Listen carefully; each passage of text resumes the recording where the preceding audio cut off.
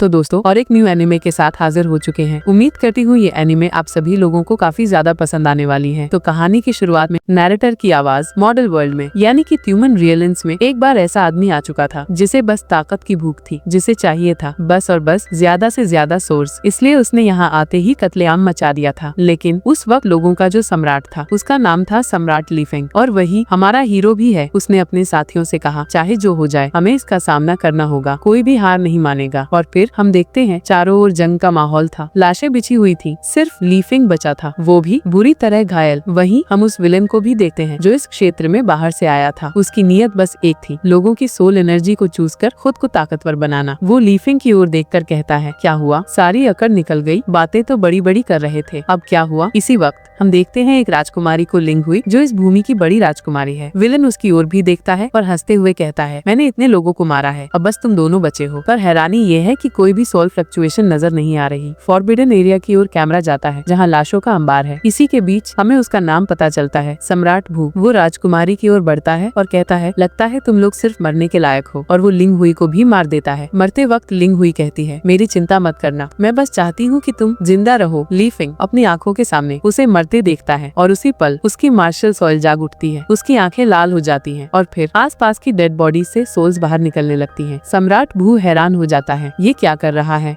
ली Feng अब गुस्से में है। वो सम्राट भू पर हमला करने दौड़ता है, लेकिन भू अपनी 1000 पियर्सिंग हैंड टेक्निक से उसे जकड़ लेता है। मुझे उम्मीद है तुम मुझे निराश नहीं करोगे। वो ली फेंग की सोल को ऑब्जर्व करने लगता है, पर अचानक कनेक्शन टूट जाता है। क्या तुम इतनी जल्दी मर गए? वो गुस्से में कहता है लगता है इस क्षेत्र के इंसानों में कोई सोल ताकत है ही नहीं। वो जाने ही वाला होता है कि तभी उसे कुछ अजीब सा महसूस होता है। वो मुड़ता है और देखता है कि ली फेंग की फिजिकल बॉडी दोबारा बन रही है। ये नामुमकिन है, उसकी बॉडी तो खत्म हो गई थी, तो फिर ये पुनर्जागरण किस बात का? अब ली फेंग स्पिरिचुअल फॉर्म में है। भू डरते हुए कहता है क्या ये सारी स्पिरिचुअल एनर्जी इस एक जगह पे इकट्ठा हो रही है? उसी वक्त आसमान में हलचल होती है। नहीं नहीं, ये पूरा वर्ल्ड सील टूट जाएगा, रुको मत करो ऐसा। लेकिन ली फेंग गरजते हुए कहता है मेरे सामने झुक जाओ, और इंटेंस प्रेशर से सम्राट भू को घुटनों पे ला देता है। भू कांपते हुए कहता है ये तो किसी सुप्रीम इमॉर्टल का प्रेशर है। वो कंफ्यूज है और तभी ली फेंग एक विशाल स्पिरिचुअल तलवार से हमला करता है और उसे खत्म कर देता है। पर तभी उसके सामने एक बड़ा सा स्टोन गिरता है और एक भारी आवाज आती है तुम्हें मेरे सामने झुककर बात करनी चाहिए। आवाज फिर आती है तुम एक मॉर्टल हो और मैं एक इमॉर्टल सम्राट, लोग मुझसे शांति के लिए बलिदान लाते हैं और तुम। ली फेंग उसकी बातों को अनसुना करता है। वो आगे बढ़ता है और सीधा स्टोन को पकड़कर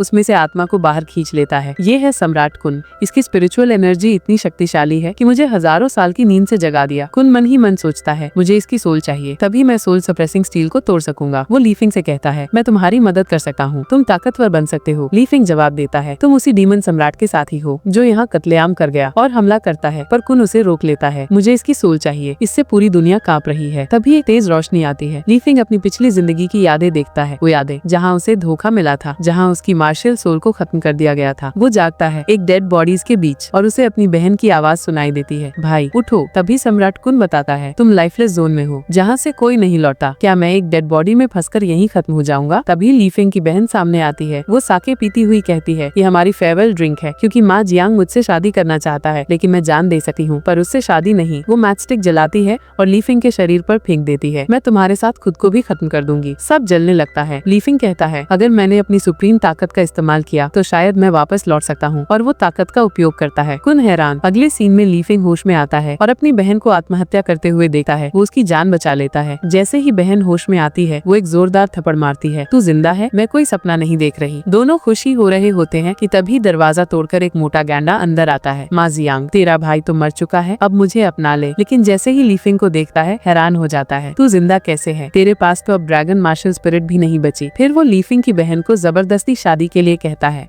ली फेंग अब कुन की सोल से बात करता है तू एक इमॉर्टल सोल है, तूने कहा था कि तू मुझे इमॉर्टल सुपर बीइंग बना सकता है। कुन मना करता है मैं तो बस एक वेंडरिंग सोल हूँ। ली फेंग गर्दन पर चाकू रख लेता है। सोच ले। कुन मजबूरी में मानता है ठीक है, पर याद रखना इसका बदला मैं जरूर लूंगा। माँ जियांग अपने चमचों से कहता है इसका काम तमाम कर दो। और इसी सीन के साथ ये एपिसोड यहीं पर एंड हो जाता है। उम्मीद करती हूँ मेरी एक्सप्लेनेशन आप सभी लोगों को जरूर से पसंद आया होगा। तो मिलते हैं अगले एपिसोड में, तब तक के लिए bye bye, take care so much.